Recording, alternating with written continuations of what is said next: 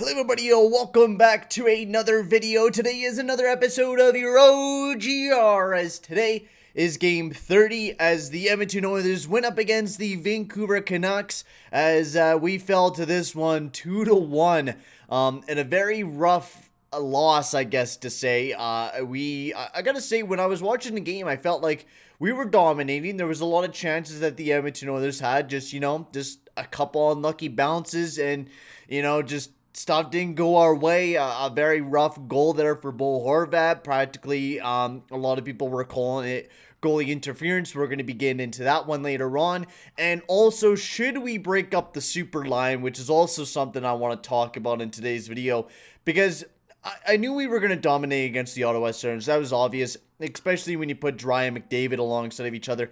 But how is every other line looking, especially when we don't have, Draisaitl and McDavid broken up, which I think is the way that we do go, but we'll get into that after we're done reviewing the game. As also, guys, I wasn't able to watch the full game. I did get Sportsnet now, so I was able to watch majority of the game. So I did get bits and pieces of the game, so I do kind of have a basic opinion on the game, but I wasn't fully watching the entire game, nor was I really paying attention, as I worked like a 10 to, 10 to 9 shift. It was 10 a.m. to 9 p.m. Going out and shooting a music video, which was a lot of fun, no doubt about that, but it was exhausting. It was a long as day of shooting and, setting up and cleaning up. It was a long day. But let's get into talking about the Oilers game. As right off the get-go, nothing happened in the first period. It was a really quiet first period up until we got to the second period, where Bo Horvat got a one where he practically just jammed that puck right in the back of the net. And a lot of people were saying, oh, this is goalie interference. It's not. And I'll explain to you why. If you look back and you watch the highlights for yourself, Koskinen was out of his crease. And that's just a typical thing with Koskinen. Koskinen, sometimes he does come out and challenge that puck a little too much sometimes, and he gets stuck outside the crease, which is what he did. He got caught up with Ethan Bear, and, he kind of fell, and Ethan Bear was on the side, and Archibald was on the side, and, where Mikko Koskinen wasn't where the puck was, where Ethan Bear and Josh Archibald were, where they were trying to block up that open net, but Bo Horvat practically pushed Archibald and Bear into the net.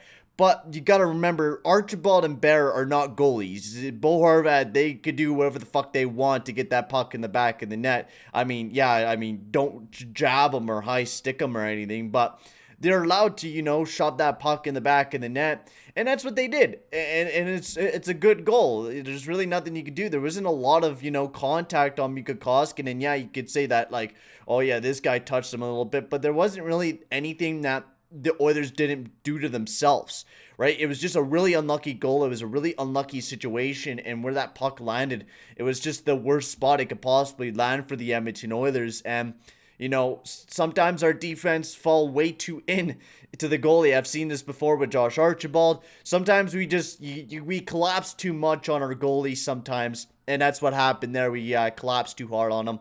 And then Leon Draisaitl got the lonely goal of the game with his 16th of the year there on the power play. It was a beautiful goal. What a snipe there from Leon Draisaitl, I'm pretty sure it was. And then Tyler Myers with an absolute clap bomb from the point beat Mikko Koskinen. And this was a game where Koskinen, I give it to him. He was fantastic throughout majority of this game. He really was. Really having a rebound night from, Wednesday night, where he struggled big time for the Edmonton Oilers. Koskinen was like really everything for the Edmonton Oilers during this game, and he made a lot of big saves for us. And not just that, Thatcher Demko. I mean, this guy, we talk a lot about Thatcher Demko struggling early on this year, but man, he was fantastic for the Vancouver Canucks. He really was. And now I don't really got a lot to say about this game, just because of the fact that it was a goaltending duel. But I'd like to talk about the first line and the second line. All right. I don't mind the Nuge and his Puljujärvi line. I think it's a really nice line. I think in future down the line, when Puljujärvi's actually able to, score more goals and actually able to finish, I think this line would be great. But right now, it's not a second line. Ennis is not a second liner, and I don't hate Ennis. I love Ennis. Ennis is a great underdog player for the Edmonton Oilers, but when you only have 8 points in 21 games, it's really not showing that you're a second line guy. And Ennis works great alongside of Josh Archibald, and I think Ennis works way better as a third line guy than he does as a second line guy. Puliarvi, on the other hand, he's had 7 goals this year, but he's had a little bit of problems finishing. He did have a couple good chances with the Edmonton Oilers in this game with that Nuge line. But the problem I'm having is that they're not finishing. Nuge had a point, but every point that he's had in these past couple games have been power play points. It hasn't been 5-on-5 points. We've been struggling big time on 5-on-5, and we can't keep relying on McDavid, Draisaitl, and Yamamoto. They had the most shots. McDavid had 7, Draisaitl had 6, and Yamamoto had 3. The second line, Nuge had 1, Ennis had 1, and Puliarvi had 2. And that's not good. We want the shots kind of spread out between those two lines. A top 6 is supposed to be a good top 6. This is a one-line team.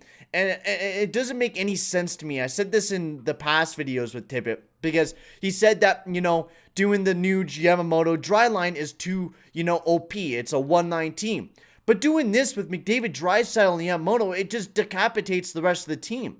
Especially that apparent third line that we have set up with that Jujar, Kara, Devin Shore, and what else? Patrick Russell? What the fuck is that, man? Why are they playing more minutes than the goddamn Gaetan Haas? Why? Why is he playing more minutes? And still chase on to the power play. We'll get to that much later on, because I still think that's a buffoon of a decision that we've been making.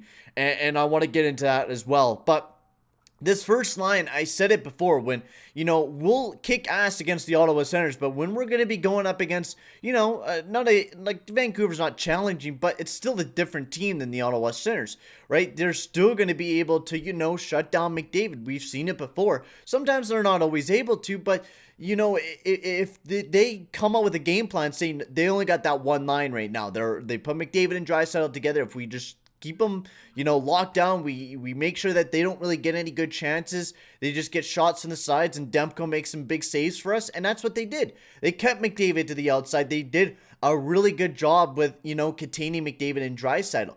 And so when you do that, and McDavid and Draisaitl would go out there and they would absolutely punish, right? But then you want that second shift, that second line to come out there and just keep hammering on the Canucks. But we didn't get that. But, I've seen in future games where, when McDavid and Draisaitl were broken up and we had 2 really good lines, they went out and punished people. But when you put one line together, yeah, those guys can go out there and dominate maybe for a minute 30. But after that, who else is going to go out there? And is Nuge and Puliarvi a line that really is not finishing right now for us? And it's not saying anything wrong about Puliarvi, Ennis, or Nuge. It's just they need to be playing alongside players that, can drive that play a little bit more, like a McDavid, like a Draisaitl, right? That Nuge, Draisaitl, Yamamoto line would be my dream line right now. And in Cahoon, McDavid, and Puliarvi, or even Ennis, right? McDavid's that type of player that can elevate players, and he's elevated Puliarvi to a very high standard. Puliarvi's doing great without McDavid, and there's no doubt about that. But he needs that little bit of an assistance, and especially with having a one-line team, it's just not going to work very well for us, and we need to have McDavid and Draisaitl split up no matter what. Unless we have a very competent second line, and we have 2 guys that could really help drive the play with Nuge, and, actually able to, finish. Right? Not an Ennis who really has not been able to put up the points that, a second liner is usually to produce. Right? Like a Rickard Rakell would be a perfect guy to pick up and put alongside a Nuge. Of course, the asking price would be too much, but it would be a perfect second line. And I still do not understand that fact of thinking. Also, Ethan Bear had a great game once again. And Alex Jason, I still don't know why he's on the power play. He's a pylon out there, and I don't understand why he's out there. It makes no sense to me. I talk about it almost every video, and I see that he gets like 4 minutes worth of ice time. I don't understand it. It makes no sense to me why Puliarvi doesn't get that ice time, or, Yamamoto. But, I mean, Yamamoto did get 3 minutes of power play time, so we are seeing that gradual shift. Maybe Chason's not that correct guy, but, I mean, we were running out of 4 on our power play, and we need to do a lot better, right? This is a game where they were taking a lot of penalties, and we could have won this game by just our power play. but we're not able to do as lethal. Like last year, if a team took penalties, we made sure we punished them. Every time they took a penalty, we made sure we scored at least 2 goals for every game that we had a power play, right? I mean, we had 2 power play goals almost every game when we were dominating, right? And that was our biggest part of our game, was our power play. But Jason's not working on there, and it's obvious. But Tippett just seems to be blind. He's like, I can't see. I think Jason's doing really good. I think he's the best guy out there, guys. Yeah, he's really doing fucking well. Yeah, what is it? Oh, yeah, 4 minutes, whatever. Puljujärvi, no time? Yeah, he's good. But honestly, give Puljujärvi or Yamamoto or just somebody more ice time instead of Jason or Neil. Having big body power forwards out on the power play just is not working, Tippett. Stop it. Stop being an idiot. And also, Legason, I love the guy, but my lord, I hate the defensive pairing between Adam Larsson and him at some moments of time, man. Like, I wasn't able to fully analyze their game, but I'm not a big fan of them. They get stuck in their own zone a lot, and I'm not a big fan of it. I'd rather have Jones and Larsson, Nurse and Bear, and I guess something like a Legason Barry. I don't know. Something for that third line pairing, because they're playing 26 minutes for Tyson Barrie last night. My lord. Too much ice time for Tyson Barrie. Too much for me. Too much for me. But honestly, I can't wait for the Battle of Alberta, which is up next. Should be a very exciting game. It should be a lot of fun, which will be a game that I should be able to watch. And guys, just letting you know, we're going to be back live streaming this week. We're going to be doing tons of live streams, tons of play-by-play. I'm going to be setting up a ton of stuff this week, so I'm really excited for that. Nothing's yet scheduled. Most likely tomorrow we'll definitely be doing a live stream at the nighttime for the game, which should be an absolute blast. So I'm going to be setting up a little schedule. So check out my Twitter down below. I'll be announcing some stuff up on there on when I'm going to be doing play-by-play. And I'm not just going to be doing Oilers play-by-play. I will also be doing some other games as well. So keep in tune for that. But for right now, guys, I'm going to end the video here. Thank you very much for watching. Tell me guys in the comment section below what you guys thought of this game, since I wasn't able to fully watch it. You guys could give me your thoughts on who you guys thought was good, or who you guys think that need to be taken out of the lineup. I think Chason needs to be taken off the power play, and the big line. I love the big line. It's great, but when you don't have a good, competent second line, and it just needs to be broken up. Analytically, they look great, no doubt about that, but I think their finishing numbers are a little bit lower than what we want them to be. But I'm going to end the video here, guys. Thank you very much for watching, and I will see you guys all in the next video. Adios, amigos.